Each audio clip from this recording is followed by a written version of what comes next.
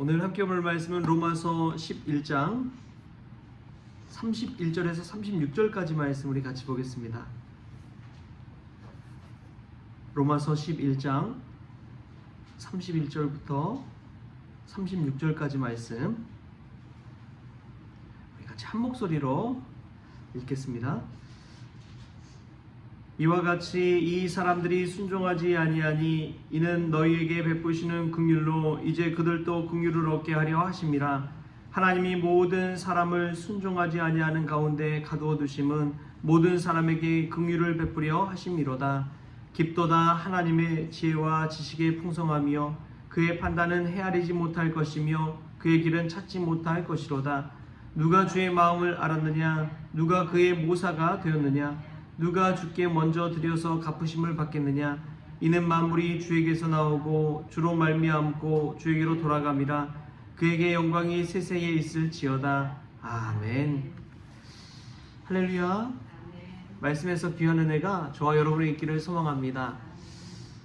어제 이제 폭설 왔을 때 저희 그 마당 쪽에 있는 소나무 가지가 큰 가지들이 3개 정도 이렇게 꺾어져서 바닥에 떨어져 있었어요. 그래서 눈이 얼어붙고 해서 그동안 못 치웠는데 어제 이제 그것들을 이게 톱으로 잘라가지고 작게 해서 이렇게 치우는 작업을 좀 했습니다. 이제 추우니까 한낮에 했어요. 한낮에 이제 그 일을 하다 보니까 딱 눈에 보이는 게 뭐냐면 여름이었으면은 덥고 풀이 엄청 무성했을 텐데 겨울 돼서 딱 가서 가지를 치우러 가서 보니까 풀이 하나도 없는 거예요. 그래서 그 모습 보면서 야 그렇구나, 또 겨울은 겨울대로의 장점이 있구나 라는 생각이 들었습니다. 우리 인생에도 마찬가지인 것 같아요. 어느 시기든 다 장단점이 있는 것 같습니다. 그런데 우리가 믿음 안에 거할 때 어떤 점을 바라보고 사느냐에 따라서 우리의 마음 상태가 정해지는 것 같아요. 또 인생에 겨울이 올 수도 있지만 겨울이 되면은 잡초는 다 사라져버리고 죽어버리고 한다는 것 기억하시면서 인생의 장점을 좀 바라보면서 살아가는 그런 저와 여러분 될 수 있게 바랍니다. 그때 감사한 마음이 들더라고요. 소나무까지만 치우면 되니까 이 잡초 치우는 게 보통 일 아니거든요. 우리 인생에서도 그러한 믿음의 눈을 가지고 인생의 장점을 바라보며 오늘 하루도 감사할 수 있기를 바랍니다. 오늘 말씀에서 저는 참 이렇게 와닿았던 것이 무엇이냐면 33절 말씀입니다. 33절 말씀 같이 한번 읽어볼까요?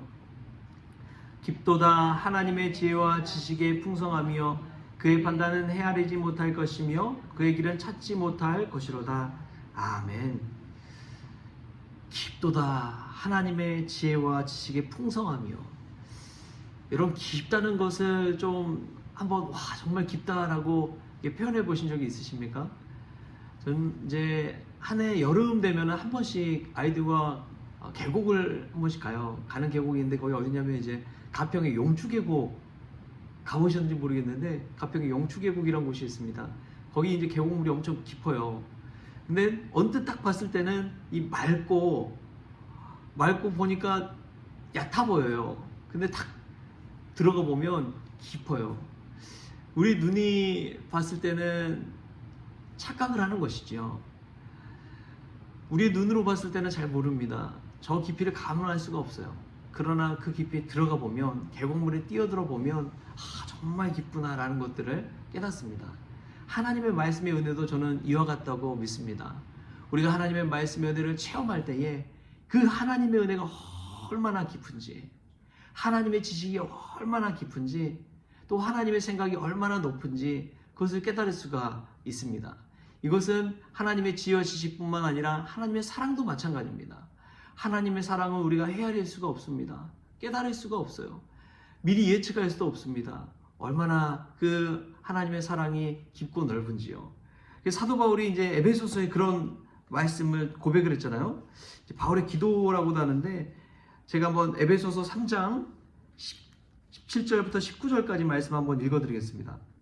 믿음으로 말미암아 그리스도께서 너희 마음에 계시게 하시옵고 너희가 사랑 가운데서 뿌리가 박히고 터가 굳어져서 능히 모든 성도와 함께 지식에 넘치는 그리스도의 사랑을 알고 그 너비와 길이와 높이와 깊이가 어떠함을 깨달아 하나님의 모든 충만하신 것으로 너에게 충만하게 하시기를 구하노라. 아멘.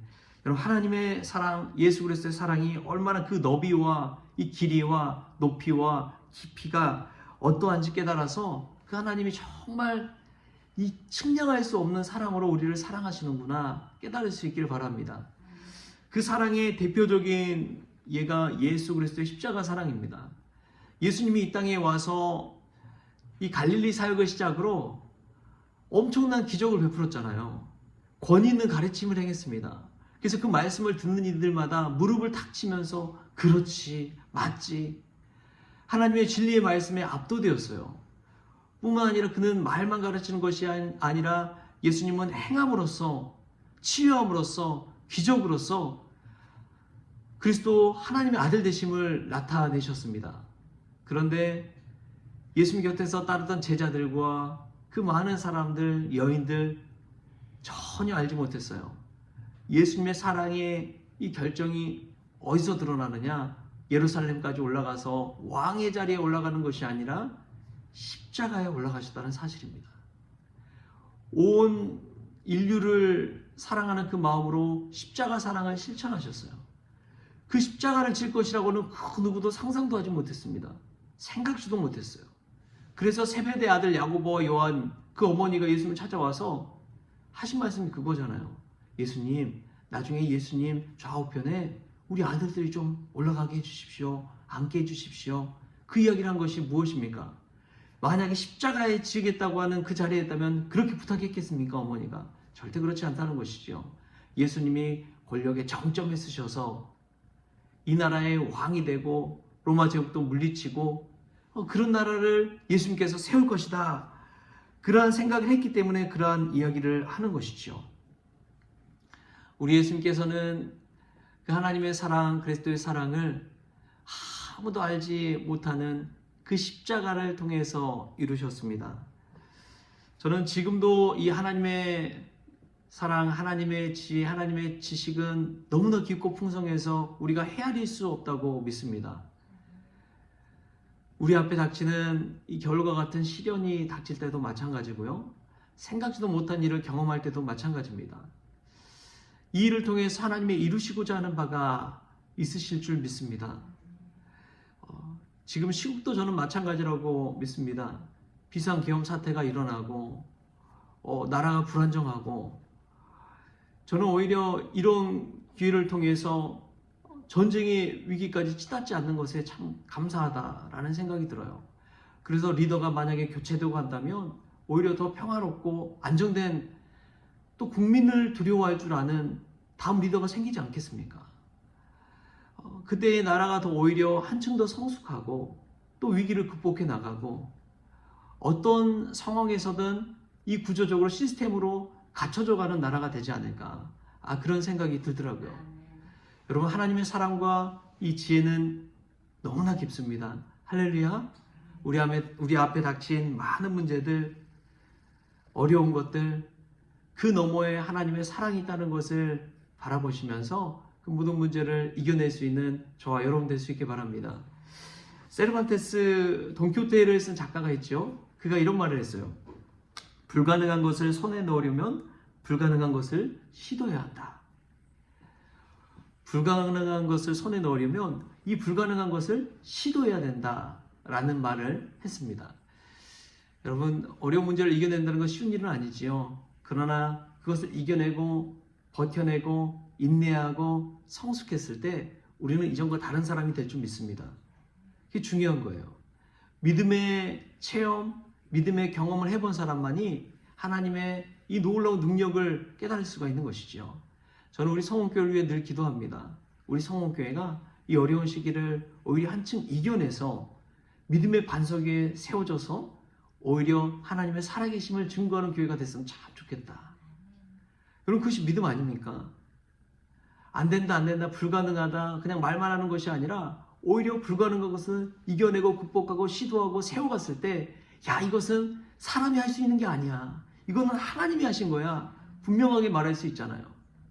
요한복음에 나온 7가지 기적도 저는 마찬가지라고 믿습니다. 가나의 혼인잔치에 물이 포도주로 변한다? 말도 안 되는 이야기죠.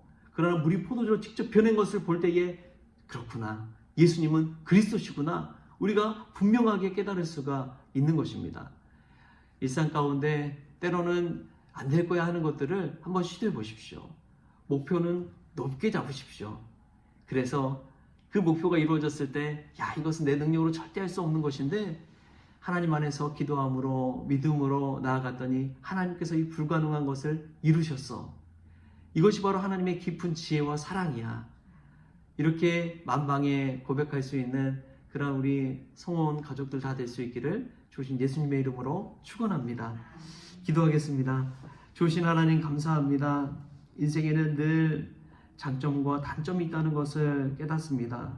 겨울에 좋은 점이 있고 여름에 좋은 점이 있다는 것을 깨닫습니다. 주님, 그때그때마다 그 시절마다 무엇을 바라볼 것인지를 깨닫게 하시고 믿음의 눈을 들어서 아름다운 주님의 은혜를 바라볼 수 있도록 주님 주장하여 주시옵소서. 하나님의 지혜와 지식이 얼마나 깊고 풍성한지요, 눈에 보이는 것과는 다르다는 것을 깨닫습니다. 그 깊이와 사랑으로 예수 그리스도의 십자가 사랑을 이루신 것처럼 우리 가운데서도 하나님의 놀라운 은혜와 능력을 채워 주옵소서. 무엇보다도 목표를 높게 갖게 하여 주시고 불가능한 것, 그것을 시도하게 하여 주셔서 이것은 내 힘으로 한 것이 아니라 하나님의 능력으로 되었다는 사실을 고백할 수 있는 우리 모든 성원 가족들 될 수 있도록 주님께서 축복하여 주옵소서. 감사하며 예수님의 이름으로 기도하옵나이다. 아멘. 우리 주기도문으로 오늘 새벽 기도를 마치겠습니다. 하늘에 계신 우리 아버지여, 이름이 거룩히 여김을 받으시오며 나라가 임하시오며 뜻이 하늘에서 이루어진 것 같이 땅에서도 이루어지이다. 오늘 우리에게 일용할 양식을 주시옵고 우리가 우리에게 죄진 자를 사하여 준 것 같이 우리 죄를 사하여 주시옵고 우리를 시험에 들게 하지 마시옵고 다만 악에서 구하시옵소서. 나라와 권세와 영광이 아버지께 영원히 있사옵나이다. 아멘.